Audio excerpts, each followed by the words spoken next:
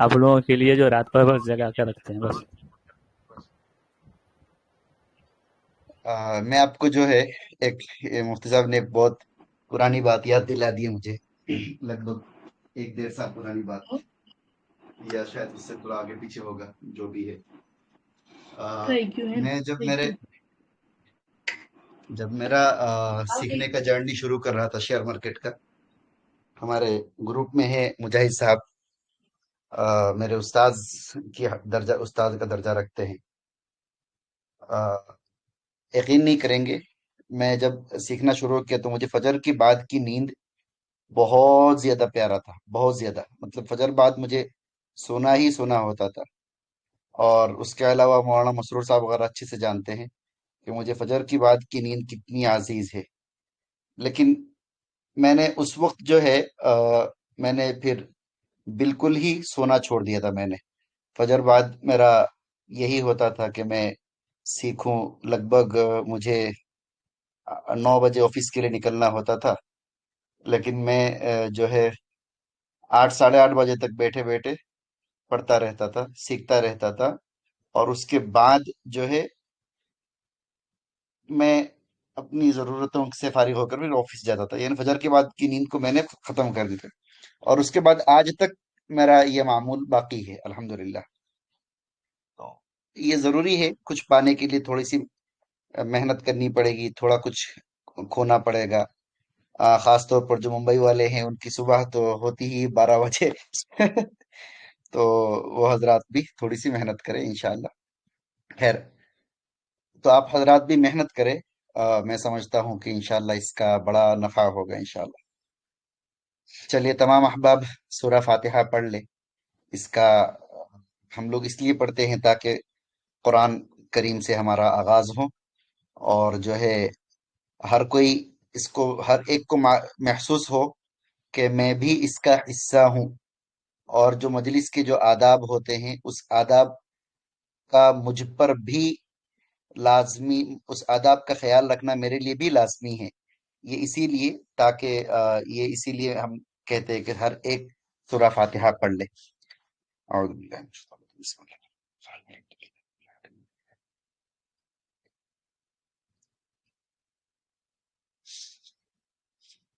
बिस्मिल्लाहिर रहमानिर रहीम, अल्हम्दुलिल्लाहि रब्बिल आलमीन, वस्सलातु वस्सलामु अला रसूलिही मुहम्मद व अला आलिहि व अस्हाबिहि, अम्मा बाद। फ़अऊज़ु बिल्लाहि मिनश शैतानिर रजीम, बिस्मिल्लाहिर रहमानिर रहीम। सुब्हानक ला इल्म लना इल्ला मा अल्लमतना इन्नका अंतल अलीमुल हकीम। गुज़िश्ता रोज़ मैंने जो सेशन हुआ था हमारा, उसके बाद कई एक अहबाब की गुजारिश भी आई हुई थी कि जो है कुछ चीज़ों में डाउट रहा है, समझ में नहीं आया है, सेशन बहुत टफ हो गया है। और इस तरीके से जो है काफ़ी सारे पर्सनल पर के कुछ अहबाब ने फ़ोन करके भी बताए। तो मैंने सोचा कि ज़रा इसको थोड़ा सा और आसान कर दिया जाए। तो इंशाअल्लाह आज का जो सेशन है वो कल के ही सेशन का, यूं समझ लीजिए कि मजीद तशरीहात रहेंगी। तो इसलिए अगर जिन हजरात ने कल का सेशन अच्छे से देखे होंगे, उस पर वीडियो को अच्छे से देखे होंगे, समझने की कोशिश किए होंगे, तो वो यकीन जाने कि उनके लिए मुश्किल नहीं है। अच्छा, बहुत से हजरात के ये दिमाग में आ सकता है कि हम देखें ही क्यों, हमें मोटी मोटी बातें मालूम पड़ जाए। अच्छा, इसमें बहुत से वो हजरात भी होंगे जो पहले से ट्रेडिंग वगैरह जानते होंगे, थोड़ा बहुत टेक्निकल एनालिसिस की मालूमात रखते होंगे। तो मैं आपको एक बात बता दूं, हमारे उस्ताज उस्ताद मोहतरम डॉक्टर फैसल जैदी साहब, दामत बरकातुहुम, अल्लाह उनकी उम्र में बरकत अता फरमाए, हयात दराज फरमाए, उनके अहले खाना को सेहत व आफियत के साथ रखे। वो हमेशा एक जुमला कहते हैं, जब जब तक आप लकीर खींचने को ट्रेडिंग समझते रहेंगे, जब तक आप खींचने को ट्रेडिंग समझते रहेंगे, तब तक आप नफा हासिल नहीं कर सकते हैं, मार्केट से फायदा नहीं उठा सकते हैं। जिस दिन आप लकीर खींचने को एक जरूरियत, एक लवाजिमात में से समझेंगे, और मार्केट के जो कंपनी के बिजनेस को, मार्केट के अहवाल को, मार्केट की बुनियादी बातों को समझने लग जाएंगे, आप यकीन जानिए उस दिन से आप इंशाल्लाह एक अच्छा ट्रेडर, एक अच्छा इन्वेस्टर बन जाएंगे इंशाल्लाह। तो जो है इसके लिए मैं इन चीजों को, बहुत छोटी छोटी चीजें होती है लेकिन बहुत बार बार बोलता हूं ताकि आप हजरात के इल्म में ये बात बैठ जाए और इस पर अमल लाजमी हो जाए। आज का हमारा जो मार्केट है, हम सबसे पहले जो है बिजनेस क्या होता है, उसके मैकेनिज्म क्या होता है, उसके बेसिक्स क्या होता है, उस पर इंशाल्लाह हम बात करेंगे। ये इससे पहले हम आपको ये भी बता दें, हम कोई सेबी रजिस्टर्ड एनालिस्ट नहीं है। इनफैक्ट हम तो एनालिस्ट ही नहीं है, हम में से कोई भी, हमारे ग्रुप में कोई भी एनालिस्ट नहीं है। हर कोई यहाँ पर लर्नर है, सीखने वाले हैं। हम साथ साथ सीखते जाएंगे, आगे बढ़ते जाएंगे इंशाअल्लाह। और आप भी आगे बढ़ेंगे, हम भी आगे बढ़ना, हमें भी आगे बढ़ना है इंशाअल्लाह। अल्लाह सुब्हानहू व तआला इसी में खैर और बरकत का नज़ुल फरमाए। हमारा ये जो है, ये आजिज प्रेजेंट कर रहा है वहीदुज्जमा, और ऑर्गेनाइज्ड जो है वो बियॉन्ड सेल्फ एकेडमी है, जो हमारे फैसल साहब के ये उनकी ही रहनुमाई में, सरपरस्ती में चल रहा है, जिसकी इमारत, ये जिसकी जिम्मेदारी को ये आजिज और मुफ्ती साहब, हमारे जुबैर साहब, अबू फैजान साहब और मौलाना अफ़ान साहब, हम सब मिलकर चला रहे हैं।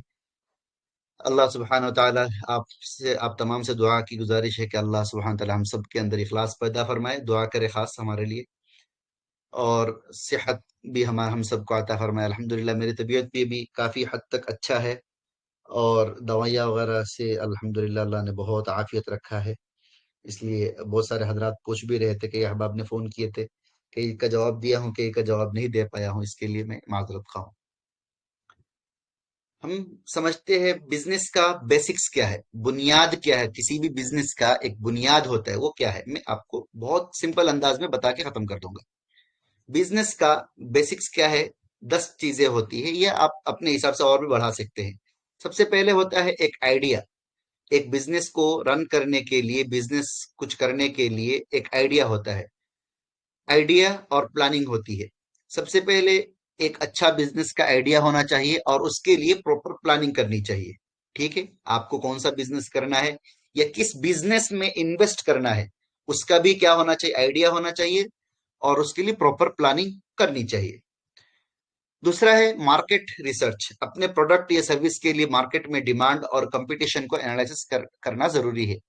ये आप अभी इन चीजों की बुनियाद, अहमियत समझ में नहीं आएगा, लेकिन आप यकीन जानिए हमारा असल मकसद इन्वेस्टर बनना है। लकीरें खींचने पे खींचते नहीं बैठना है, ये लकीर वो लकीर वो लकीर खींचते नहीं बैठते रहना है। हमारा मकसद है अच्छा इन्वेस्टर, एक प्रॉपर इन्वेस्टर बनना है, वेल्थ क्रिएटर बनना है, वेल्थ प्रिजर्वर नहीं बनना है। प्रिजर्व नहीं करना है, वेल्थ क्रिएट करना है, प्रिजर्वेशन नहीं करना है। इसलिए ये बहुत किसी भी बिजनेस की बुनियाद को समझना बहुत जरूरी होता है, ताकि हम आगे बढ़ सके। मार्केट को रिसर्च करना है। तीसरा क्या है? फाइनेंस है। बिजनेस शुरू करने के लिए पैसे की जरूरत होती है, इसके लिए आपको फंडिंग का सोर्स जैसे कि लोन, इन्वेस्टर्स ढूंढना पड़ता है। ठीक है, ये हम आगे समझेंगे। इस जिन चीजों को मैंने हाईलाइट किया है येलो कलर से, आप समझेंगे कि आगे इसकी क्या सूरत हाल रहेगा। फिर उसके बाद क्या है? एक बिजनेस को रन करने के लिए लीगल स्ट्रक्चर होंगे, रजिस्ट्रेशन होंगे, लीगली स्ट्रक्चर अपने रजिस्टर्ड कराना होगा। उसके बहुत सारे अलग अलग चीजें आती है, जैसे प्रॉपर्टी, पार्टनरशिप है, कंपनी रिलेटेड आता है, और उसके बाद जो है बहुत सारे अलग अलग, किसी सीए के पास जाएंगे तो वो सब अपने अपने एतबार से बता देगा। मुझे दो तीन चीजें याद आ रही थी तो मैंने उसको यहाँ पर जिक्र कर दिया।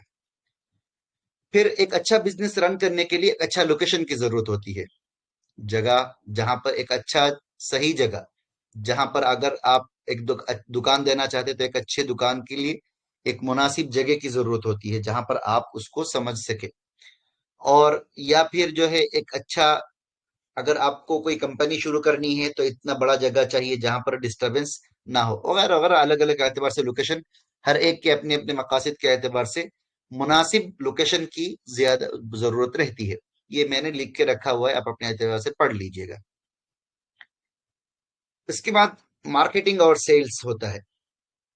यानी एक आपने एक सामान बना लिए तो उसको अब रख नहीं सकते अपने पास, उसको क्या करना पड़ेगा, बेचना पड़ेगा, उसकी मार्केटिंग करनी पड़ेगी, ये सारी चीजें होती है। फिर क्या है, ऑपरेशन करना पड़ता है। बिजनेस की डेली एक्टिविटीज को इफेक्टिवली मैनेज करने के लिए ऑपरेशनल प्लान बनाना पड़ता है कि अभी ऑपरेशंस में क्या आता है। जैसे आपका रेंट आएगा, उसके बाद जो लोग आपके पास काम पे होंगे उन लोगों की सैलरी आएंगी, आप जो बिजनेस में इतना वक्त दे रहे हैं आपकी खुद की भी सैलरी रहेगी इसमें। इसके अलावा और भी बहुत सारी जरूरियात होंगी, जिसके लाइट बिल है, ये वगैरह वगैरह बहुत सारी चीजें रहेंगी, जिसके ये सारी चीजों के ऑपरेशंस के लिए क्या होना चाहिए आपके पास, उसके लिए भी क्या क्या होना चाहिए, बिजनेस करने के लिए सारी चीजों का प्लान होना चाहिए पहले से। फिर क्या है, कस्टमर सर्विस है, कस्टमर्स को अच्छी सर्विस प्रोवाइड करना बिजनेस की सक्सेस के लिए बहुत जरूरी है। हम किसी बिजनेस में इन्वेस्ट कर रहे हैं किसी कंपनी में, तो हम देखेंगे उनके कस्टमर सर्विस कैसा है, उनके मार्केटिंग कैसी है, सेल्स कैसी है, वो किस लोकेशन पर है, उनका लीगल कोई इशू तो नहीं है, फाइनेंस का क्या मसला है, और उनका प्लानिंग वगैरह अभी उन्होंने शुरू जो किया उनका नेक्स्ट प्लान क्या है। ये सारी चीजें हम एक बिजनेस के हम जब शुरू करेंगे तब भी हमारे लिए ये सारी चीजें देखना होता है, और जब हम किसी कंपनी में इन्वेस्ट करेंगे तब भी इन चीजों को देखना होता है। फिर ग्रोथ और एक्सपेंशन देखना होता है। जब बिजनेस सेट हो जाए तो उसके बाद उसे ग्रो और एक्सपांड करने के लिए स्ट्रेटजी बनाना जरूरी है। तो ये सारी क्या है, बिजनेस के बुनियादी चीजें हैं। और आखिरी चीज रिस्क मैनेजमेंट है। अगर आप कोई बिजनेस करने जा रहे हैं, शुरुआत करने जा रहे हैं बिजनेस की, तो उसके लिए क्या करना पड़ेगा आपको, एक उसके जो परेशानियां होंगी, जो मसाइल सामने आ सकते हैं, वो सारी चीजों को मद्देनजर रखते हुए आपको उसके रिस्क को भी मैनेज करना पड़ेगा। अगर आप लाख रुपए के बिजनेस शुरू कर रहे हैं तो आपके पास कम से कम 30-40 हजार कैश में होना चाहिए कि कभी कुछ जरूरत आ जाए, कुछ रिस्क हो जाए तो उसको मैनेज कर सके, ये वगैरह वगैरह बहुत सारे। इसको हम आगे चल के हम लोग फंडामेंटल एनालिसिस में बहुत मजीद तफसील से समझेंगे। ये है बिजनेस का बेसिक्स, किसी भी बिजनेस की बुनियाद है ये, किसी भी बिजनेस की बुनियाद है। अगर आप में से किसी ने किसी बिजनेस में इन्वेस्ट किए हैं तो आप देख लीजिए क्या आपने इनमें से किसी चीज को देखे हैं, या ऐसे ही चंद लकीरों को देखकर, या फिर वो जो हरा ग्रीन कैंडल बने हुए हैं उन चीजों को देखकर आपने इन्वेस्ट कर लिए है। तो खैर, हम अभी ये बिजनेस के मैकेनिज्म, बिजनेस की बुनियाद अगर हम समझ गए होंगे तो मैं समझता हूं कि आपको बहुत बड़ा मसला यहाँ हल हो चुका होगा। यहाँ बहुत बड़ा मसला आपका हल हो जाएगा, जो आप आगे चल के हम जब बात करेंगे ये आपको समझ में आ जाएगा इंशाल्लाह। ठीक है। अब जो है हम देखते हैं, अगर हमें एक कंपनी रन करनी है जिसका नाम क्या है, एबीसी कंपनी। ठीक है, उसको चलाने के लिए उसके एक प्लानिंग कर रहे हैं हम। मैं आप हर में हम में से हर एक ये सोचे कि मैं एक 5 लाख रुपए से ये कंपनी की शुरुआत कर रहा हूं। अब इस कंपनी की शुरुआत करने के लिए मुझे क्या क्या चीजें चाहिए होगी। तो सबसे पहले, अगर मैं इस कंपनी को रन करने जाऊंगा तो मुझे एक अच्छा लोकेशन, मैंने आपको याद होगा मैंने यहाँ पर चंद चीजों पर ये किया है। एक है फाइनेंस, लोकेशन, ऑपरेशंस, ग्रोथ और एक्सपेंशन, मार्केटिंग और सेल्स। ये इन चीजों को हमने ये किया है। इनके मजमुआ को हमने 3 हिस्से में डिवाइड कर दिए है, 3 हिस्से में डिवाइड कर दिए। जैसे अभी बिजनेस है, उसके ऑपरेशंस है, ग्रोथ है, फाइनेंस है, ये सारी चीजें को ऑलमोस्ट हमने मजमुआ को हमने यहाँ पर एक लफ्ज में खत्म कर दिया। किसका क्या है वो, ये 3 चीजों में हमने खत्म कर दिया। सबसे पहले क्या है, एक 5 लाख का बिजनेस अगर मैं शुरू करने जा रहा हूँ तो मुझे चाहिए होगा 50,000 रुपया मेरे रेंट के लिए चाहिए होगा। ठीक है, जिसमें आपको एक मकान जगह लेना है, उस जगह के जो है आपको कुछ सिक्योरिटी देनी पड़ेगी, एडवांस देना पड़ेगा। तो मैंने मान लिया कि मेरे 5 लाख में से मैंने क्या कर दिया, 50,000 रुपया मैंने एडवांस में उस लोकेशन का दे दिया मैंने। फिर क्या करेंगे, 2.5 लाख रुपया एक एबीसी कंपनी है, वो एबीसी कंपनी को मैं रन करने के लिए शुरुआत करने जा रहा हूँ। अब एक मिसाल पकड़ते हैं, मैं एक बेकरी की शुरुआत करने जा रहा हूँ, या फिर एक मैन्युफैक्चरिंग कंपनी की शुरुआत करने जा रहा हूँ, कुछ भी। XYZ अगर एक बिजनेस है तो उसके मशीन वगैरह लाने के लिए क्या होंगे जी, 2.5 लाख रुपए की जरूरत होगी। और एक जरूरत होगी जो ऑपरेशंस, हमने वहां देखे थे ऑपरेशन क्या है, कि उसके डे टू डे जो डेली रोजाना के जो रोजमर्रा के जो उसकी जरूरियात है, उन जरूरियात के लिए हमको चाहिए 2 लाख रुपया। ये क्या हो गया जी, 50,000 रेंट का, 2.5 लाख रुपया मशीन के, ये हो गया 3 लाख। 2 लाख रुपया हमारा क्या हो गया जी, डे टू डे ऑपरेशंस के लिए चाहिए होंगे। ये हम एक प्लान करके, एक बिजनेस को प्लान करके हम बढ़ रहे हैं, आगे बढ़ रहे हैं। ठीक है। अब हमें एक हाइपोथेटिकली, हाइपोथेटिकली मतलब तस्वुरात, एक केस ले रहे हैं जिसमें से मैं आप हर एक अपने आप को यहां सोचे।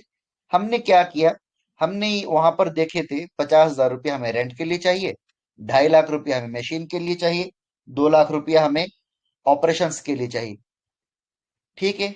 अब इन टोटल कितना है, 5 लाख रुपया। ये 5 लाख मुमकिन है कि मैं खुद ही इनका इंतजाम कर लूं, मेरे पास 5 लाख रुपया हो, और मैं ये 5 लाख रुपये से मैंने क्या कर दिया, मैंने मेरा खुद का 5 लाख रुपया लगाया, और मेरे खुद जाती पैसा लगाया, और लगाकर मैंने क्या कर दिया, ये मैंने कंपनी मेरी शुरू कर दी। मेरे ही पैसे से मैंने क्या कर दिया, मेरी कंपनी मैंने शुरू कर दी। तो अब क्या कहेंगे, ये टोटल अमाउंट किसका रहेगा, बिजनेस ओनर का रहेगा। किसका रहेगा जी, बिजनेस ओनर। ओनर का मतलब मालिक, ओनर का मतलब क्या है जी, मालिक। ओनर का मतलब मालिक, याद रखना, बार बार बोल रहा हूं। ये टोटल अमाउंट किसका है, ये पूरा 5 लाख रुपए किसका है, बिजनेस ओनर का है। जो इस बिजनेस को रन करने के लिए जिन साहब ने सोचे हैं, ये उनका पूरा 5 लाख रुपया है। अब इसको हम कैसे देखेंगे, देखिए, ये इसको छोटे अल्फाज में कहेंगे तो बैलेंस शीट, एक मामूली बैलेंस शीट पकड़ कह के हम चल सकते हैं। बैलेंस शीट के बहुत सारे अलग अलग चीजें हैं, वो बाद में हम समझेंगे, लेकिन अभी एक बुनियाद हम समझ रहे हैं। ये समझ लीजिए कि जब बैलेंस शीट की बात आएगी तो आपके लिए कुछ ऐसा लगेगा कि कुछ तो चीजें हैं जो हमने पहले सुने हुए हैं। ठीक है। अब जो है, ये जो 5 लाख रुपए किसका है, टोटल अमाउंट किसका है, ओनर का है। तो हम क्या कहेंगे, ऑनर्स इक्विटी 5 लाख है। ऑनर्स की इक्विटी, इक्विटी का मतलब क्या है, हिस्सेदारी। इक्विटी का मतलब क्या है जी, हिस्सेदारी। ये ऑनर्स इक्विटी क्या है, 5 लाख रुपया है। ठीक है। ये पूरा बिजनेस का जो हिस्सेदारी है किसका है, पूरा का पूरा इक्विटी किसका है, ये ऑनर का है, मालिक का खुद का है। जैद, हामिद, खालिद, वहीद, कैफी, जुबैर, राशिद, अजहर, कोई भी रहेंगे, उनकी क्या है, ये पूरा ऑनर का रहेगा 5 लाख रुपया।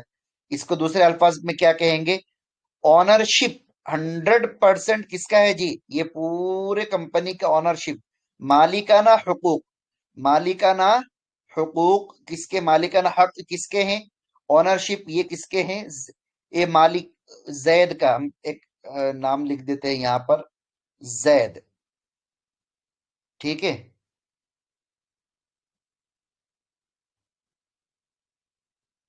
अब ये इसका बहुत बड़ा नुक्ता है, खैर।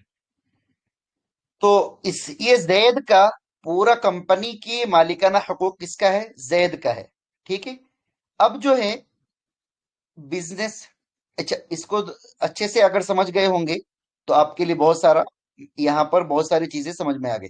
यानी कि हम देखते हैं किसी कंपनी में मालिक का कितना परसेंट बिजनेस में लगा हुआ है, मालिक का कितना परसेंट बिजनेस में लगा हुआ है।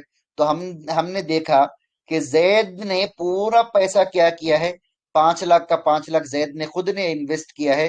तो इसलिए क्या है, ऑनरशिप जैद की क्या है, 100% है। ये पूरा 5 लाख की इक्विटी किसकी है, जैद की है। पूरा कंप्लीट इक्विटी, हिस्सेदारी, इक्विटी का मतलब हिस्सेदारी, ओनरशिप का मतलब क्या है, मालिकाना हुकूक। समझ रहे, ये पूरा किसका है, जैद का है। अब हम चलते हैं केस 2 में, जिसको हम क्या देते हैं, हाइपोथेटिकली नाम देते हैं हामिद। हाँ, इसमें नुक्ता नहीं है, बड़ा अच्छा है ये, हामिद। ठीक है। ये हामिद का, अब ये बिजनेस, हामिद ने सोचा कि मैं भी बिजनेस करूं। इनका भी सेम प्लान है। जो बिजनेस जैद करने जा रहा है वही बिजनेस हामिद भी करने जा रहे हैं। हूबहू कॉपी पेस्ट कर रहे हैं। लेकिन एक प्रॉब्लम है, अब देखते हैं। चलो, जैद ने सोचा कि वही चीज है हामिद के, हामिद का, हामिद ने सोचा वही जैद का जो है वही मेरा भी है। तो मेरा भी 50,000 रुपये रेंट है, 2.5 लाख रुपए मशीन है, 2 लाख रुपये ऑपरेशंस के लिए, डे टू डे ऑपरेशंस के लिए, जरूरियात के लिए चाहिए। अब जो है हामिद के पास प्रॉब्लम ये है कि बिजनेस हामिद को रन करने के लिए, चलाने के लिए उनके पास पूरा कंप्लीट 5 लाख नहीं है। 5 लाख रुपया क्या नहीं है? 5 लाख रुपया नहीं है, बल्कि क्या है जी, हामिद के पास ये 5 लाख नहीं है, बल्कि कितना है? ओनली 4 लाख रुपया है। सिर्फ 4 लाख रुपया है। अब मतलब क्या है, 1 लाख रुपया इनको क्या करना पड़ेगा? 1 लाख रुपया इनको कहीं से तो भी, कुछ तो भी इंतजाम करनी पड़ेगी। खैर, मेरी हैंडराइटिंग बहुत अच्छी है, आप लोगों को समझ में आ गया होगा अभी तक। ठीक है, ये 4 लाख रुपया हामिद के पास है। हामिद ने सोचा कि चलो मैं क्या करता हूँ, कुछ इंतजाम करता हूँ। अब इन्होंने क्या किए? उधार लिए कहीं से, जिसको क्या कहते हैं, बोरोविंग। ये इनका नाम जैद दे दिया कि हमने, ये हामिद साहब है, ये जैद नहीं है। ये कॉपी किए हैं जैद साहब को, हामिद है ये। तो बोरोविंग का मतलब क्या है? उधार लेना, कर्जा लेना, उधार लेना। याद रखना, ये हमको बहुत मिलेगा। कंपनी का बोरोविंग कितना है, मतलब क्या है, कंपनी का उधार, कंपनी को उधार कितना। इन्होंने क्या किए? 1 लाख रुपए उधार लिए कंपनी, बिजनेस रन करने के लिए। हामिद साहब ने, चलो हम पकड़ लेते हैं जैद साहब से ही उधार ले ले। चलो, ये एक अच्छा मिसाल बन जाएगा। जैद साहब से ही क्या कर लिए? उधार ले लिए इन्होंने, हामिद साहब ने। तो अब जो है, यानी कि बिजनेस को रन करने के लिए हामिद को चाहिए 5 लाख, जिसमें से 4 लाख रुपए उनके पास है, और 1 लाख रुपए उन्होंने किससे लिए? जैद से बोरो किए, उधार लिए। अब इसको हम क्या कहेंगे? ऑनर की इक्विटी। ऑनर की इक्विटी, ऑनर की इक्विटी जो है वो क्या है? 4 लाख रुपया है। ऑनर की इक्विटी 4 लाख रुपया है। उनका उनका हिस्सा कितना है? 5 लाख में से 4 लाख रुपया उनका है। यानी ये पैसा किसका है? ये है हामिद का। ये पैसा किसका है? हामिद का। ये 4 लाख रुपया किसका है जी? हामिद का। और 80 इस, ये 4 लाख रुपया हामिद की होने की वजह से अब हम क्या कहेंगे? 80% किसका है? ओनरशिप किसका है जी? 80% ओनरशिप हामिद का है। 80% ओनरशिप हामिद का है। हम क्या कहेंगे इसको? 80% ओनरशिप किसका है जी? हामिद का है। और 20% किसका है? जैद का है। 20% ओनरशिप किसका है? जैद का है। तो गोया के मतलब क्या हुआ? 1 लाख रुपया। अब आपको शायद कैलकुलेशन में समझ में ना आए, मैं आपको एक आसान सिंपल अंदाज में दिखा देता हूँ। कहाँ है कैलकुलेटर? ये है 5 लाख। ये 5 लाख रुपया है, माइनस क्या कर दिया मैंने? 20% कर देता हूं मैं। माइनस 20% कितना हुआ? 1 लाख रुपया। 1 लाख हो गया। तो ये 1 लाख रुपया किसका है? ये समझ लीजिए किसका है? जैद का है। ठीक है, खैर इतना आगे बाद में आप लोग अगर मजीद कुछ सवाल है तो। अब हम समझ गए कि इक्विटी में क्या हुआ। इक्विटी, अच्छा आप लोगों को समझ में आ रहा है या नहीं आ रहा? थोड़ा मुझे बताइए, ग्रुप में लिख के बताइए। मैं मोबाइल से देख लूंगा। सिर्फ ग्रुप में लिख के बताइए, माइक ऑन मत कीजिए बस, अल्लाह के लिए। आ रहा है या नहीं आ रहा है बताइए। अल्हम्दुलिल्लाह आ रहा है। ओके ओके, सभी को आ रहा है। ओके, अल्हम्दुलिल्लाह।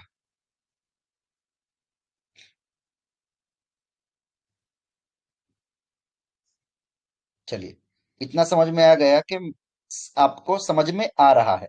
इक्विटी का मतलब समझ में आ गया, ओनरशिप का मतलब समझ में आ गया, ये परसेंटेज भी समझ में आ गया। अल्हम्दुलिल्लाह। चलो, अब जो है हम चलते हैं थोड़ा और आगे। ठीक है। अब ये अच्छा, इतना एक चीज हमको क्लियर हो गया कि कि मालिकाना हुकूक, जो बिजनेस का असल मालिक जो होता है, उसका कितना परसेंट रहता है, उसको क्या कहते हैं? इक्विटी। ठीक है, ये बाद में हम लोग फंडामेंटल में और मजीद तफसील से समझेंगे। अभी सिर्फ आपको बिजनेस के एक बेसिक बुनियाद क्या हो सकता है। हमने पहले केस में क्या देखा था? पहले केस में देखा, जैद का 100% क्या था जी? 100% उसकी ओनरशिप थी, इक्विटी 100% थी। अब यहां पर क्या देख रहे हैं? 80%। अब जो है, जैद ने यहां जो पैसा लगाया, 20% जो पैसा लगाया, वो क्या मुफ्त में लगा दिया और चैरिटी कर रहा है क्या वो? कि चलो दान में दे दिया, हदिया में दे दिया? नहीं नहीं, वो दान में नहीं देगा। वो भी क्या करेगा? यहां पर हिस्सेदारी लेगा। यानी कि कंपनी के जितने भी प्रॉफिट होंगे, कंपनी के जितने भी प्रॉफिट होंगे, उस प्रॉफिट में मालिकाना हुकूक के एतबार से 80% तो जैद हामिद लेके चला जाएगा और 20% जैद को देगा। ठीक है। ये अगर पुरानी बात समझ में आ गई तो ये भी समझ में आ जाएगा इंशाअल्लाह। ये कोई ऐसा रॉकेट साइंस नहीं है, बहुत सिंपल है।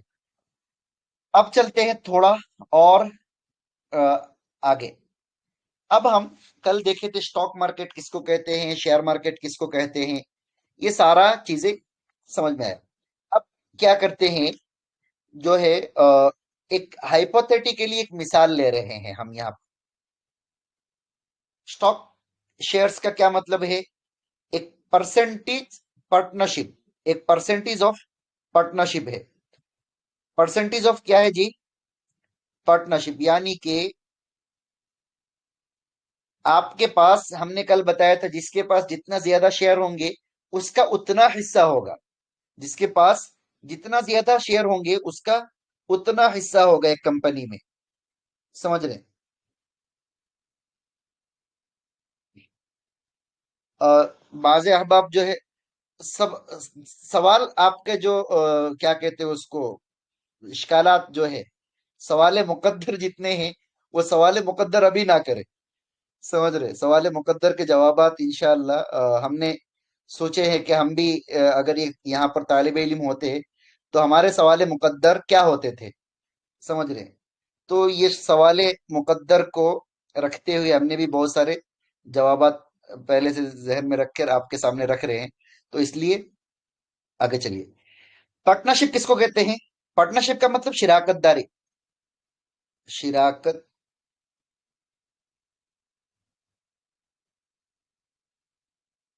शिराकतदारी पार्टनरशिप का मतलब क्या है जी? शिराकतदारी। ये वो ये जितना हमारे पास जितने शेयर्स होंगे, उतने शेयर की शिराकतदारी होगी हमारी किसी कंपनी में।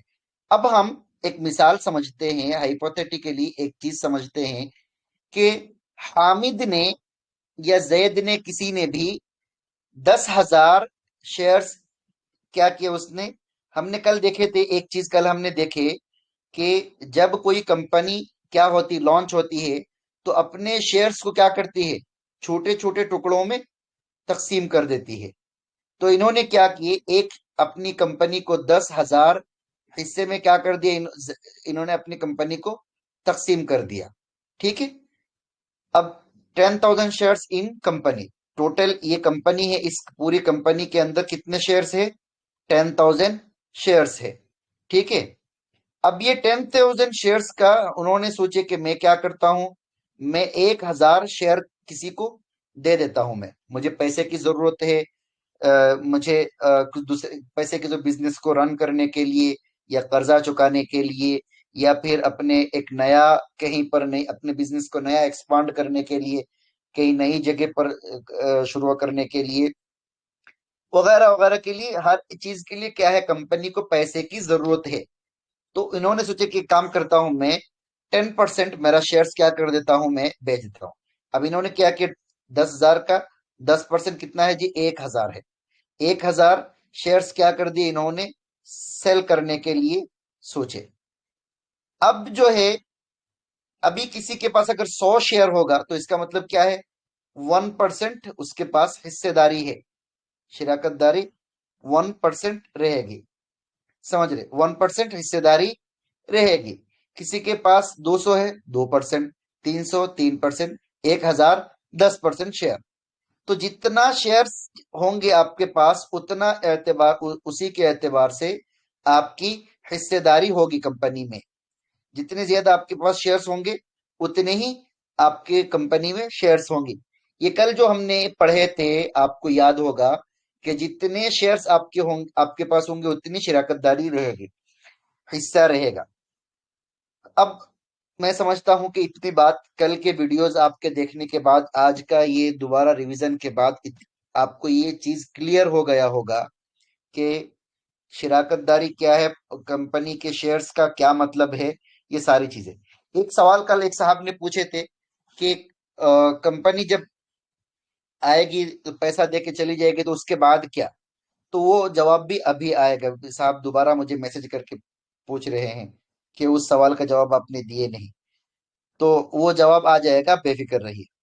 एक जवाब हमने दे दिए कि कंपनी, यहाँ पर आपको बताए कि कंपनी के जितने भी नफा और नुकसान होंगे, उसमें जितना हिस्सा जैद का होगा, उतना ही हिस्सा हामिद का भी रहेगा। नफा नुकसान में जितना हिस्सा जैद का रहेगा, उतना ही हिस्सा हामिद का, जैद हामिद का। यानी कि अगर नुकसान हो रहा है तो 80% नुकसान की जिम्मेदारी हामिद लेंगे, 20% नुकसान की जिम्मेदारी जैद लेंगे। और अगर फायदा हो रहा है तो फायदे, प्रॉफिट में से 80% हामिद ले लेगा और जैद 20% ले लेगा। ठीक है। अब ऐसे ही जो है, जितने शेयर्स आपके होंगे, उतने एतबार से आप उसके फायदा और नुकसान का उठ, फायदे का भी उठा सकते हैं और नुकसान की जिम्मेदारी भी आप लेंगे। यही वजह है कि स्टॉक मार्केट में लोग, कोई रोडपति से करोड़पति बन जाता है और कोई करोड़पति से रोडपति बन जाता है। रास्ते, कोई पहले बालाखाना में होता है, फिर आ जाता है वो शख्स जो है, रास्ते पे आ जाता है। और कोई रास्ते में होता है और वो शख्स, अल्लाह उसको कबूल करता है और फिर वो शख्स वहां तक बहुत ऊपर तक पहुंच जाता है। तो यही वजह है, इसी वजह से कि जितने आपके पास शेयर्स होंगे, उतने एतबार से नफा और नुकसान में हिस्सेदारी आपकी रहेगी। तो हम आगे चलते हैं। कल हमने पढ़ ली ये सारी चीजें, कल हमने देख चुके हैं। अब दोबारा रिवीजन कर रहे हैं, प्राइमरी मार्केट क्या होता है। हमने कल पढ़े थे, जब कंपनी आईपीओ के टाइम पर अपने शेयर्स पहली बार पब्लिक को सेल करती है, उसे प्राइमरी मार्केट कहा जाता है, और ये हमने मिसाल दिए थे। ठीक है। अब इसको जरा तफसील से समझते हैं। ठीक है, चलो। प्राइमरी एंड सेकेंडरी मार्केट, दो मार्केट की जरूरत ही क्यों है आखिर। देखिए, दो मार्केट की जरूरत क्यों है। प्राइमरी एक मार्केट है, ठीक है, एक मार्केट है प्राइमरी, इस, और दूसरा मार्केट है सेकेंडरी। इन दोनों की जरूरत क्यों है, ठीक है। जरूरत क्यों है, मैं आपको समझा, थोड़ी देर बाद आपको समझ में आ जाएगा। एक है खालिद, ये जैद या हामिद जो भी हैं, अपने बिजनेस को एक्सपांड करने के लिए उनको चाहिए पैसा। वो पैसे के लिए वो क्या कर रहे हैं, पब्लिक के पास आ रहे हैं। वो, उनको पैसा चाहिए, और उन पैसे के लिए वो किसके पास जा रहे हैं, पब्लिक के पास जा रहे हैं वो। ठीक है, वो जा रहे हैं पब्लिक के पास। अब पब्लिक के पास जब जा रहे हैं, मैं तो जैद को जानता नहीं हूं, हामिद को भी नहीं जानता हूं, मैं किसी को भी नहीं जानता हूं। मैं क्यों दूं इस जैद की बिजनेस या हामिद की बिजनेस के लिए, मैं मेरा पैसा क्यों दूं, मैं मेरा पैसा क्यों दूं। अब जाहिर सी बात है कि देने के लिए कुछ ना कुछ सिक्योरिटी चाहिए। हम कहते हैं ना गारंटी, मिसाल के तौर पर आप कहीं पर गए, आपको हमारे इंडियन कल्चर की एक मिसाल दे देता हूं मैं। आपको अचानक चाहिए, पैसा चाहिए, तो आपने सोचा कि मुझे अगर 50,000 रुपये चाहिए, तो मैं अगर किसी को उधार लूंगा तो हो सकता है कि वो शख्स मुझे मेरी हैसियत देखकर मना कर दे। तो ऐसा होता है, ऐसा होता है कि एक बंदा, जब आप किसी को, कोई आपसे उधार लेने आए या आप किसी के पास जाए, तो सामने वाला बंदा आपको ये देखेगा कि ये बंदा अगर मुझसे 10,000 लेने के लिए आया है, क्या वो 10,000 लौटा सकता है? 50,000 के लिए आया है, क्या वो 50,000 लौटा सकता है? अगर लौटाएगा तो कितने दिन में लौटाएगा? ये सारी चीजें एक बंदा देखता है, और देखना भी चाहिए, ये उसका हक है, आपको भी देखना चाहिए। आप भी किसी को अगर अगर किसी को अगर कोई आपसे, आपके पास आ रहा है कर्जा लेने के लिए, तो आपको भी चाहिए कि आप भी देखें। तो ऐसे ही जैद या हामिद जो भी है, हामिद हम हाइपोथेटिकल पकड़ते हैं, इसमें नुक्ता नहीं है, लिखने में आसान है। हामिद, हामिद क्या है? आ रहे हैं बिजनेस को एक्सपांड करने के लिए, बड़ा करने के लिए, ग्रो करने के लिए, पब्लिक के पास पैसा कलेक्ट करने के लिए, पैसा कलेक्ट करने के लिए। तो हम क्यों दे हामिद को पैसा? पब्लिक क्यों दे? मैं कैफी वगैरह हम क्यों दे? हम क्यों देंगे? हम देंगे इस दादा अब्बू की वजह से। ये जो दादा अब्बा है, इनकी वजह से हम देंगे। कौन? ये सेबी, ये जो दादा अब्बा है, इनकी वजह से देंगे। ये दादा अब्बा क्या कह रहे हैं हमें कि ठीक है, तुम हामिद को नहीं जानते, तुम ए वहीद, खामोश बैठ अभी, एक बात सुन। तू तो नहीं जानता, हामिद को नहीं जानता, कोई बात नहीं, मैं जानता हूं हामिद को। मैं क्या करता हूं? हामिद को जानता हूं मैं। अब ये बोल रहे हैं मैं, अब आप पूछेंगे कैसे जानते हैं, तो हमारा जवाब वही है, डीआरएचपी। डीआरएचपी जो उन्होंने डॉक्यूमेंट बनाए थे, उस डॉक्यूमेंट में अपने सारी जिम्मेदारियों को उन्होंने बता दिया। अब ये जो सेबी अंकल जो है, सेबी दादा अब्बा जो है, ये सेबी क्या करता है? ये हामिद के कंप्लीट बिजनेस की पूरी मालूमात लेता है। हर चीज, पूरा कंप्लीट बिजनेस का, बिजनेस की जो भी डिटेल होता है, हर चीज लेता है। और ये भी लेता है कि अगर आप कल बिजनेस छोड़कर भाग गए, तो मैंने जो ये इतने सारे उलमाए बेवन सेल्फ एकेडमी के उलमाए किराम को जो मैंने इतने सारे भरोसा दिलाया है, कि मैं जानता हूं, मेरे भरोसे पर तुम क्या करो, इस पर इन्वेस्ट करो। तो मैं कहां से तो ये इन सबको पैसा लाके दूंगा? तो तुम क्या करो, कुछ तो भी उसके ये करो, उसके लिए कुछ तुम मुझे सिक्योरिटी दो। तो क्या करता है, वो बताता है कि मेरी फला जगह जमीन है, मेरा इसको कहते हैं एसेट। वो क्या करेगा? अपना एसेट शो करेगा, अपने एसेट को शो करेगा। एसेट क्या होता है? एसेट और लाइबिलिटीज ये हम बाद में समझेंगे, लेकिन एसेट और लाइबिलिटीज को जरा थोड़ा सा हम एक हाइपोथेटिकली समझ लेते हैं। लाइबिलिटी कहते हैं किसको? लाइब लाइबिलिटी कहते हैं जिम्मेदारी को। लाइबिलिटी कहते हैं जिम्मेदारी को। एसेट कहते हैं किसको? जो आपका अपना खुद का है, उसको क्या कहते हैं? असासा। आपके जो जाती असासा है, उसको क्या कहते हैं जी? एसेट। और लाइबिलिटीज, लिख देता हूं उसको, एक मिनट।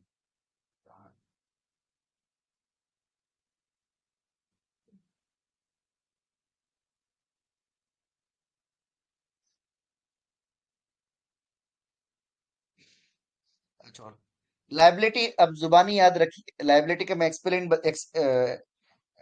बता देता हूं मैं आपको। LIABILITIES, liabilities. ये लाइबिलिटीज आप अपने एतबार से लिख लीजिएगा, और जब दोबारा आप वीडियो सुनेंगे तो उसमें आपको मजीद वजाहत हो जाएगी इंशाल्लाह। खैर, एसेट क्या है? असासा। लाइबिलिटीज क्या है? जिम्मेदारियां। जो जिम्मेदारी है आप, वहां हमने देखा था, एक मिसाल देखे थे हमने, कि जैद ने हामिद के बिजनेस में 20% क्या किया? 20% इन्वेस्ट किया।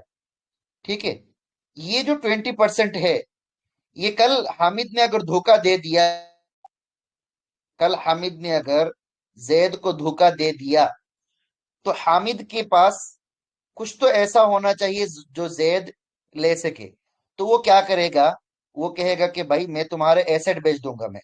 तुम्हारी एसेट में क्या क्या आता है? हर चीज आती है, जो भी उसके असासे होंगे वो सारे एसेट होंगे। उसकी गाड़ी हो सकती है, जमीन हो सकते हैं, कारखाने हो सकते हैं, मशीन हो सकते हैं, ये सारे एसेट होंगे उसके। तो सेबी क्या करेगा, ये पब्लिक को क्या करेगा, इनका पैसा लौटाने के लिए सेबी क्या करेगा, बोलेगा कि एक काम करो, ये कल अगर ये अपने बिजनेस लेकर भाग गए तो ये सेबी अंकल ये हामिद के सारे बिजनेस सारे एसेट को बेचकर ये क्या करेंगे, पब्लिक को पैसा चुकाएंगे। ठीक है।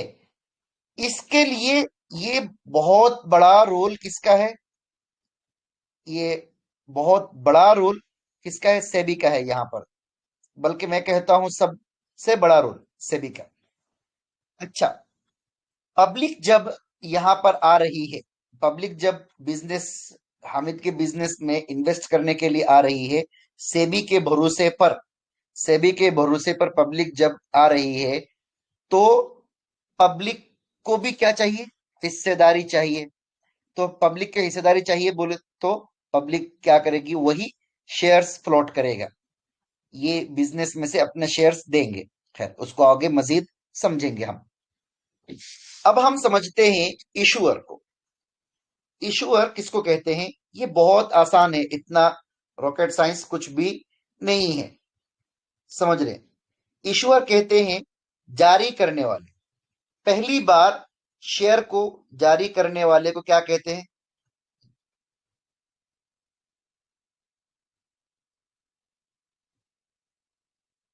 इसका अच्छा कुछ उर्दू होगा तो आप लोग देख लीजिएगा, मुझे ये समझ में आ रहा है। तो जारी करने वाला कौन है, इसको क्या कहते हैं, इशूवर। अब हमने वहां पर जैद की बिजनेस को, हामिद की बिजनेस को देख कर आए थे।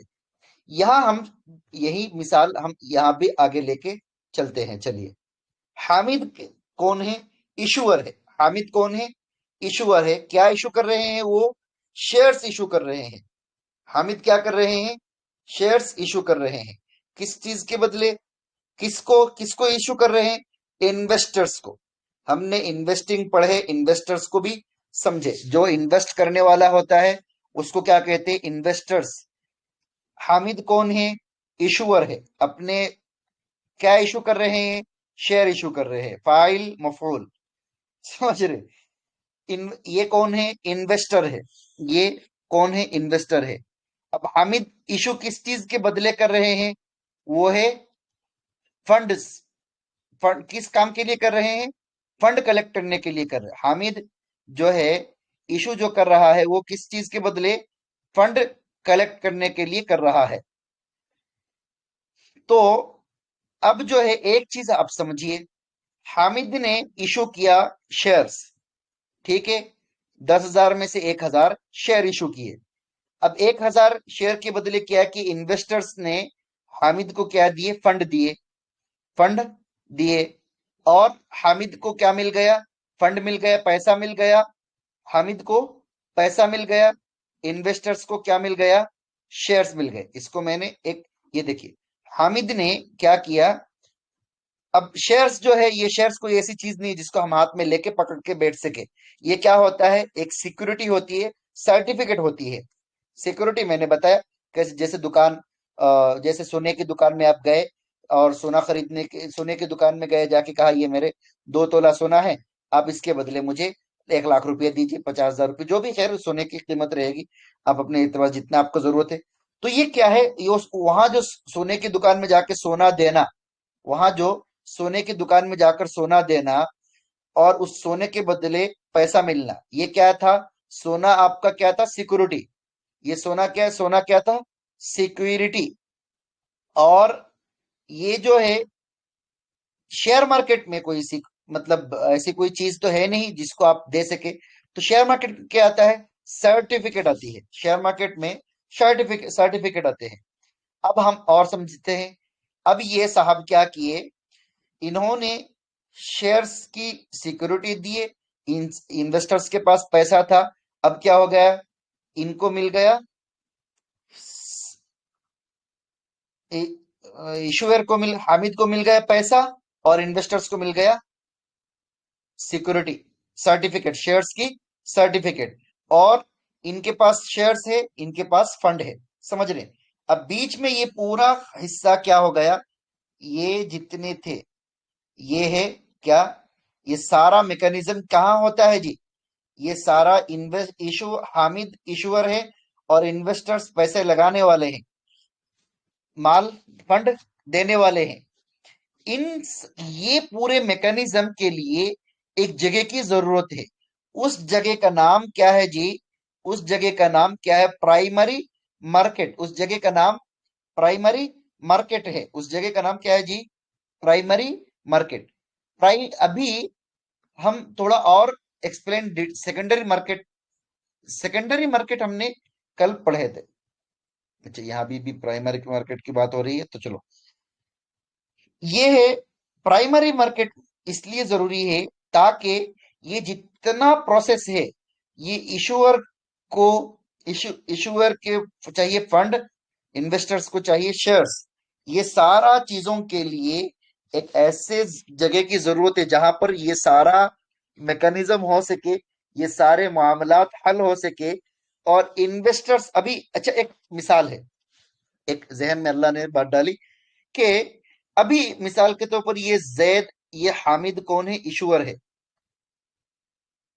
और कोई बगैर नुक्ता वाला कोई नाम बताइए भाई। खालिद, खालिद ए भी नहीं, राशिद, हामिद, कोई बगैर नुक्ता वाला कोई नाम बताइए मुफ्ती साहब, कुछ जहन में है मद ये नुक्ता वाला।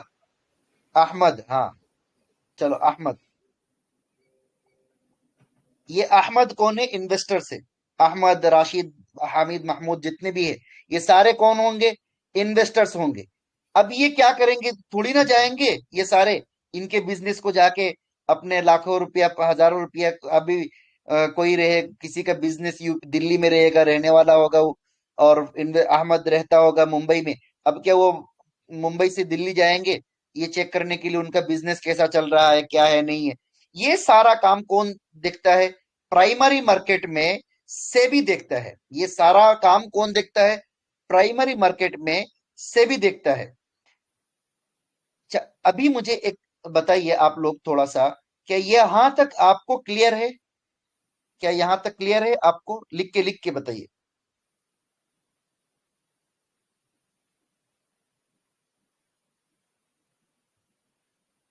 अल्हम्दुलिल्लाह, चलो, मतलब समझ में आ रहा है, अल्लाह का रस। चलिए,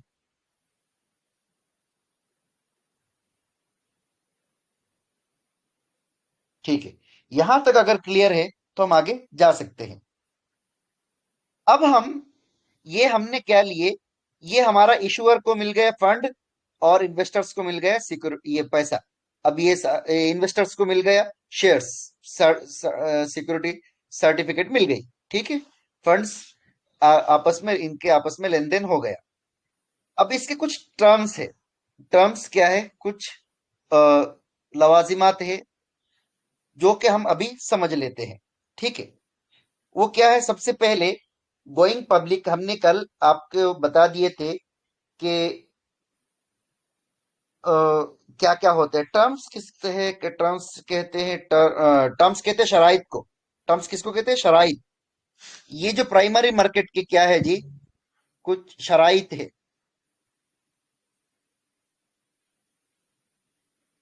ये भी शराइत, चलो अब समझ लीजिए, हाँ नहीं है, शीन है ये, ठीक है। इसका नुक्ता इसके ऊपर आ गया। कुछ टर्म्स का क्या मतलब है जी, शराइत, ठीक है।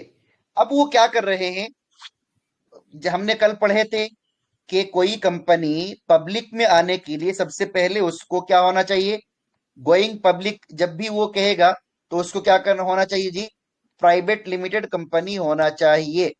आपने देखा होगा ऐसे PBT limited, LTD, PBT LTD रहता होगा अक्सर जो कंपनियों के आगे। तो इसका क्या मतलब है, ये प्राइवेट लिमिटेड कंपनी। अभी ये साहब सोचे कि प्राइवेट लिमिटेड कंपनी है, अब हम जाते हैं किसके पास, पब्लिक के पास, शेयर कलेक्ट करने के लिए। शेयर कलेक्ट करने के लिए जाते हैं।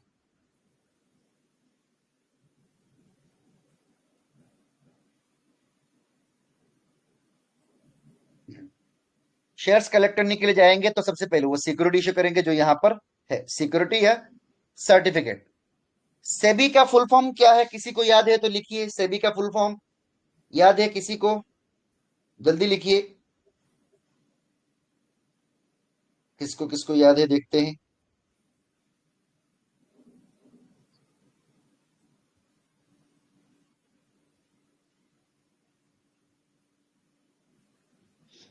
सेबी का माशाल्लाह, हम्मादुर रहमान साहब ने सबसे ये आवाज मत ये वॉइस नहीं। Securities exchange board of India, yes. इसलिए मैंने यहाँ पर क्या लिखा है, सिक्योरिटीज, ये देखिए। Securities and exchange board of India, बिल्कुल बिल्कुल सही लिख रहे हैं माशाल्लाह। मतलब है सब, सब जागे हुए हैं। ये इसलिए हमने क्या लिखे, यहाँ पर भी सिक्योरिटी लिखे हैं, ठीक है।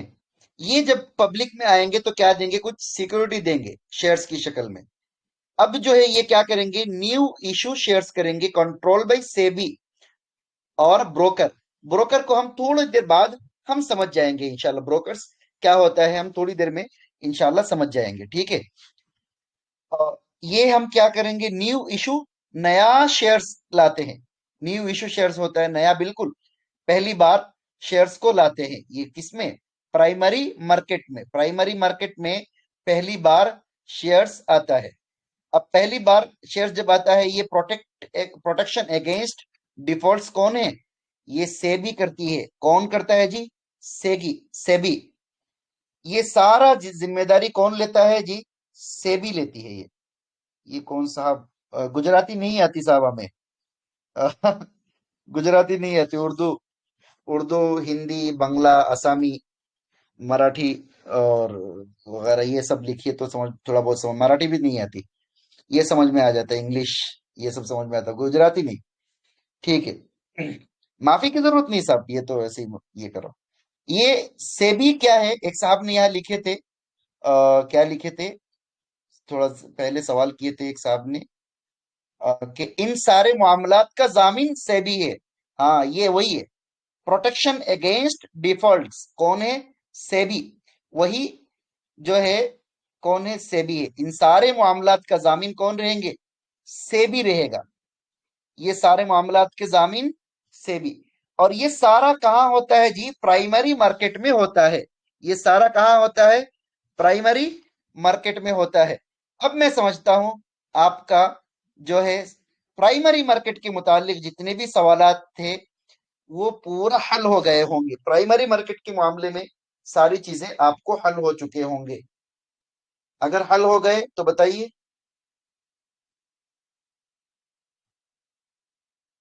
हाँ, प्राइमरी मार्केट क्या होता है, कल जिन हजरात बोल रहे थे कि ये मुश्किल टफ था, मैं समझता हूं कि अब यहां तक जो है प्राइमरी मार्केट क्या है ये पूरा हल हो चुका होगा, अल्हम्दुलिल्लाह। हाँ, तकरीबन जो हजरात है वो ये समझ ले कि दोबारा जब आप देखेंगे इस सेशन को तो आपको जो सवालात आपके थे वो सारे हल हो जाएंगे इंशाअल्लाह, ठीक है।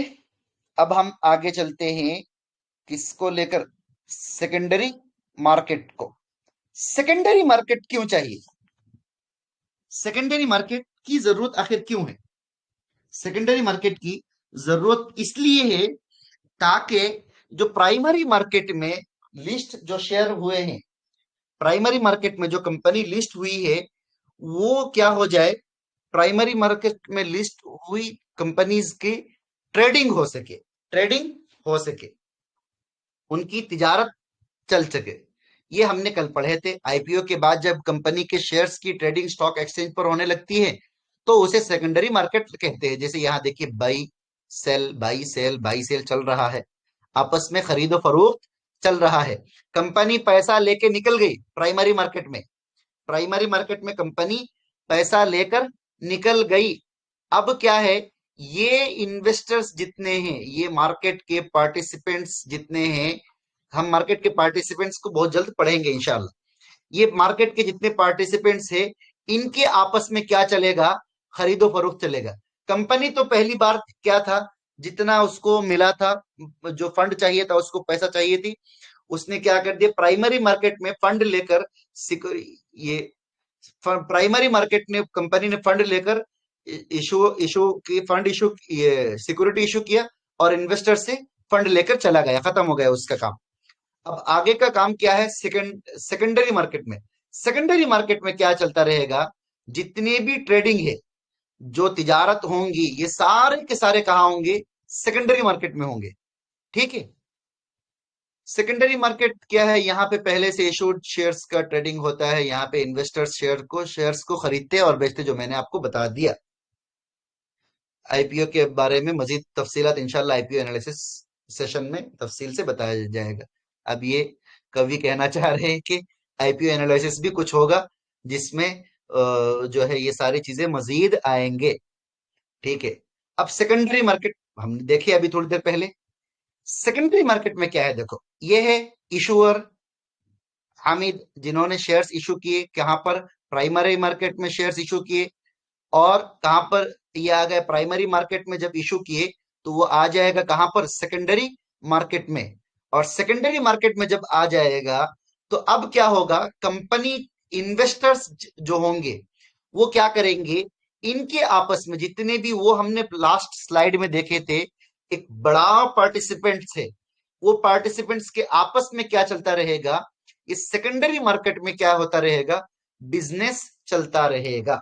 सेकेंडरी मार्केट में बिजनेस चलता रहेगा। अब हम थोड़ा सा और समझते हैं जरा टाइप्स ऑफ इशूज। इशू कितने तरीके होते हैं? एक है पब्लिक इशू। ये क्या है जी? पब्लिक इशू, जिसका नाम क्या है? आईपीओ और एफपीओ। आईपीओ क्या है? हमने कल पढ़ लिया, इनिशियल पब्लिक ऑफरिंग।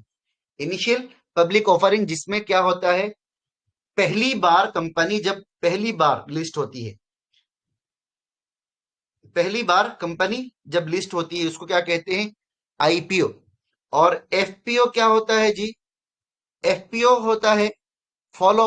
ये अलग है, इंशाल्लाह हम उस पर भी मजीद बात करेंगे। अभी मैं समझता हूं इसको यहाँ पर रुक दे तो अच्छा है। एक सिर्फ मैं आपको यहाँ पर नहीं लिखा क्या? ओके। एफपीओ कहते हैं follow on public offer. Follow on public offer, ये हम बाद में हम इस पर बहुत तफसील से बात करेंगे। दूसरा होता है प्राइवेट इशू। अब जो है एक चीज यहाँ पर सवाल मुकद्दर का जवाब देता हूं मैं। ये पब्लिक इशू तो समझ में आ गया जिसमें हम लोग होते हैं। अब ये प्राइवेट इशू क्या होता है? ये देखिए, इंस्टीट्यूशनल इन्वेस्टर्स होते हैं ये। और हमने अभी तक मार्केट के पार्टिसिपेंट के बारे में बात नहीं की है, इसलिए हो सकता है आपको अ, समझ में ना आए। लेकिन इतना है कि प्राइवेट इशू में क्या होता है? कंपनी चाहती है कि भाई मैं इतने सारे पब्लिक के बीच में नहीं जाना चाहता हूं। मैं क्या करता हूं? कुछ बड़े बड़े लोगों के पास जाता हूं और जाके उनसे ही पैसा एक बार में कलेक्ट करके लेके आ जाता हूं। ये क्या होता है जी? Private issue. और राइट्स एंड बोनस इशू, ये एक अलग चीज है। ये भी क्या होता है? इश्यूज होते हैं। ये भी क्या है? इशू होते हैं जो कंपनी इशू करती है। ये क्या होते हैं जी? कंपनी ही इशू करती। इशू का मतलब हम समझते हैं, इशू जब भी हम बात करते हैं तो हम हमारे ध्यान और दिमाग में आता है कुछ परेशानियां होंगी या कुछ मसला हो गया होगा। तो यहाँ इशू का मतलब मसला नहीं है। यहाँ इशू का मतलब क्या है जी? यहाँ इशू का मतलब है कोई चीज जारी करना, कोई चीज जारी करना। ठीक है। इशू का मतलब जारी करने वाला यहाँ पर। तो ये सब भी इशू होते हैं। कितने तरीके के इशू होते हैं? एक पब्लिक इशू जिसमें क्या आता है? आईपीओ और एफपीओ आता है। प्राइवेट इशू जिसमें इंस्टीट्यूशनल इन्वेस्टर्स वगैरह होते हैं। और तीसरा इशू क्या होता है? ये क्या होता है? राइट्स और बोनस इशू। इस पर हम बाद में बात करेंगे, अभी सिर्फ आप लिख के रखिए। अब हो गया, आईपीओ लॉन्च हो गया। अब क्या? अब क्या? अब जो है आईपीओ लॉन्च होने के बाद एक होता है प्रोमोटर और एक होता है इन्वेस्टर। इन्वेस्टर तो हम लोग होते हैं, इन्वेस्टर्स तो हम लोग होते हैं जी, जो हमने इन्वेस्ट किए हुए होते हैं। और प्रोमोटर कौन होता है? प्रोमोटर, जब भी प्रोमोटर की बात करेंगे, लिखिएगा इसको जरूर, प्रोमोटर की जब भी हम बात करेंगे, क्योंकि ये आगे हम दोबारा प्रोमोटर का तारीफ नहीं करेंगे, अभी जितना कह रहे हैं बस प्रोमोटर खत्म। प्रमोटर वो लोग होंगे जो पहली बार कंपनी को रन करने के लिए, बिजनेस को शुरू करने के लिए सोचे होंगे। जिसमें हो सकता है कि एक शख्स हो, दो शख्स हो, पांच शख्स हो, चंद अशखास हो। समझ रहे हैं कि वो सब कौन होंगे? प्रोमोटर या प्रोमोटर्स होंगे। तो सबसे पहले आईपीओ लॉन्च हो जाएगा तो एक है प्रोमोटर जो कंपनी के ओनर्स होंगे, मालिक होंगे।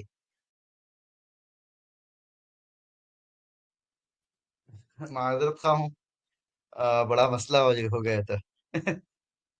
लाइट चली गई थी जो है, जिस वजह से अ, सारा मामला बिगड़ गया था। असल में वाईफाई है घर पे, जो है जिस वाईफाई की वजह से नेट की जरूरत नहीं पड़ती मोबाइल में। और मेरे मोबाइल में नेट है भी नहीं, इंटरनेट का मैं बैलेंस भी नहीं डलवाता हूँ इंटरनेट वाला। और ऑफिस में भी रहता है वाईफाई, यहाँ भी और घर पे भी है, तो माजरत खाओ मैं। अब हम थोड़ा सा समझते हैं आईपीओ के बाद। यहां से शुरू करते हैं, आईपीओ के बाद क्या? आईपीओ के बाद जो है, आईपीओ हो गया, प्राइमरी मार्केट में आ गया, अब सेकेंडरी मार्केट में भी आ गया। अब जो है यहाँ है प्रोमोटर। प्रोमोटर वो लोग होते हैं जो हजरात पहली बार कंपनी को शुरू करते हैं। पहली बार जो लोग कंपनी को शुरू करते हैं, इनको क्या कहते हैं जी? प्रोमोटर। वो एक शख्स हो सकता है, दो शख्स हो सकते हैं, पांच शख्स हो सकते हैं, कितने भी हो सकते हैं। ठीक है, ये है प्रोमोटर। और दूसरे कौन है? इन्वेस्टर्स, जो हम और आप होते हैं। और उसमें जितने मार्केट के पार्टिसिपेंट्स होते हैं वो सारे के सारे कौन होते हैं जी? इन्वेस्टर्स कहलाए जाते हैं। ये प्रोमोटर और इन्वेस्टर्स। ठीक है। अब हम इन दोनों के मजमुआ को क्या कहते हैं? Share holders. प्रोमोटर और शेयर होल्डर के मजमुआ को, प्रोमोटर और इन्वेस्टर्स के मजमुआ को शेयर होल्डर कहलाया जाता है। यानी इन दोनों को एक नाम अगर दिया जाए तो ये एक नाम क्या होगा जी? शेयर होल्डर होगा। ये एक नाम शेयर होल्डर। तो ये शेयर होल्डर्स अब जो है कंपनी के जो भी प्रॉफिट नुकसान जो भी होंगे, ये सारे आपस में क्या होंगे? सब में बटेंगे, सब में तकसीम होंगे। नफा भी नुकसान भी, हर चीज ये होगी। इसमें कुछ चीजें, कुछ और चीजें भी हैं जो इंशाल्लाह वक्त के साथ साथ हम समझ जाएंगे इंशाल्लाह। जो हम जब आगे पढ़ेंगे, डेप्थ रिजर्व ये सारी चीजें पढ़ेंगे, तो समझ में आएगा आपको इंशाल्लाह। इतना अभी समझ लेते हैं, इन दोनों के मजमुआ का नाम शेयर होल्डर्स रहता है। जो है आईपीओ लॉन्च होने के बाद एक तरह का आईपीओ होता है फ्रेश इशू वाला आईपीओ। ठीक है, ये होता है आईपीओ, पहला आईपीओ जिसमें क्या होता है? फ्रेश इशू होता है, न्यू, बिल्कुल नया शेयर, नए शेयर्स होते हैं और न्यू शेयर्स होते हैं, फर्स्ट टाइम लॉन्च होते हैं। और फिर एक तरह उसमें क्या होता है? इनके बिजनेस के कैपिटल में इंक्रीजिंग होगी। यानी अगर पहले 100 करोड़ रुपया रहा होगा, 100 करोड़ रुपया रहा होगा और इन्होंने क्या किए होंगे? मजीद 20 करोड़ रुपया लिए होंगे, तो अब क्या हो जाएगा जी? 120 करोड़ रुपया हो जाएगा। और इसके साथ साथ क्या होगा? शेयर होल्डर्स भी क्या होंगे? डिक्रीज होंगे। शेयर होल्डर्स, शेयर होल्डिंग जो है वो किसके डिक्रीज होंगे? जो कंपनी के ओनरशिप में बैठे हुए होंगे उनके डिक्रीज होंगे। यानी कि अगर पहले उनके पास 100% रहा होगा, तो जितने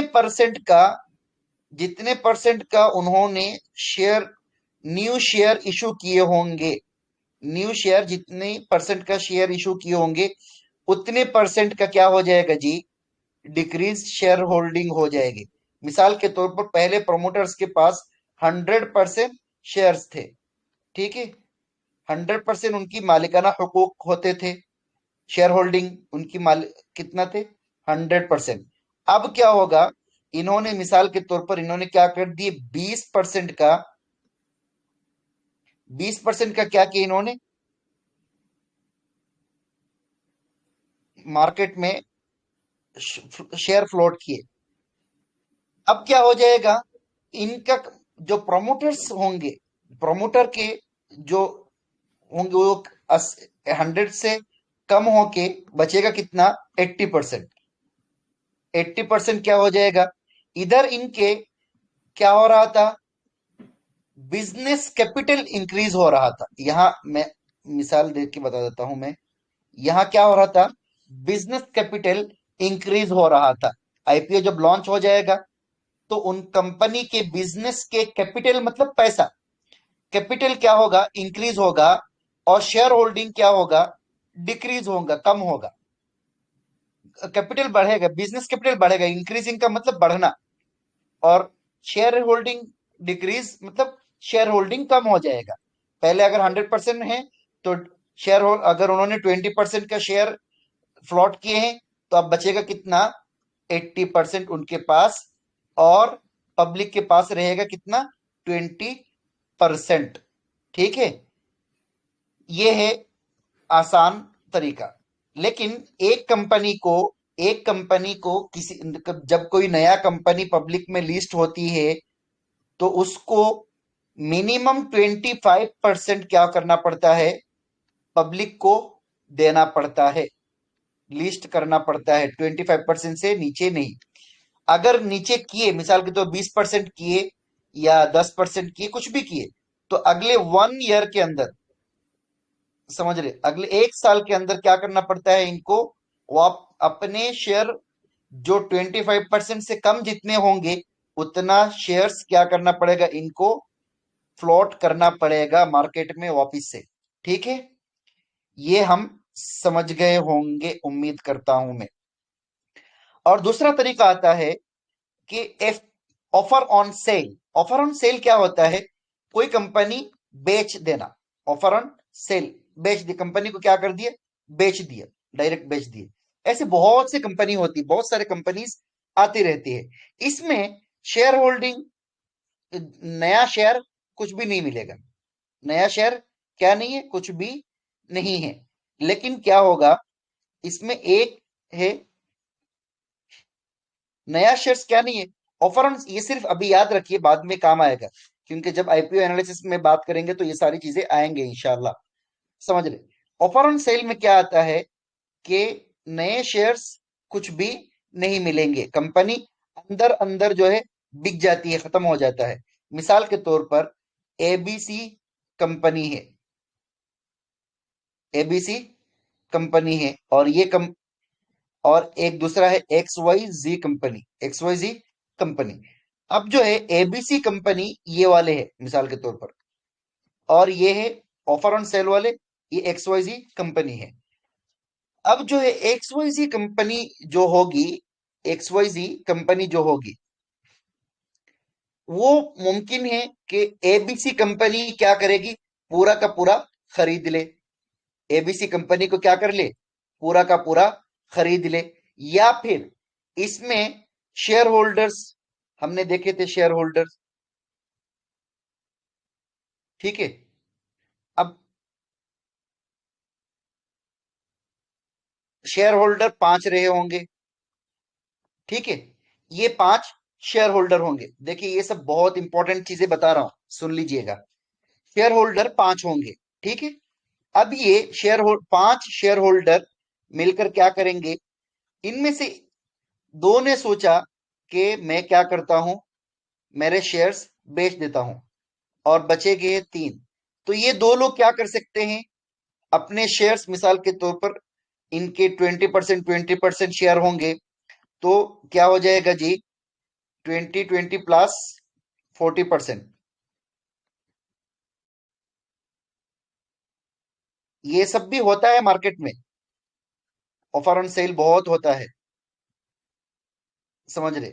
ये इन्होंने 3 में से क्या सोचे, ये 5 में से 3, 2 ने सोचा बेच देना है, 3 रह गए, बोले कि हम अपनी जगह पर रहेंगे। तो ऐसा भी होता है, ये 2 लोगों ने अपने 40% शेयर क्या कर दिए, बेच दिए एबीसी कंपनी को। इसको क्या कहते हैं जी, ऑफर ऑन सेल।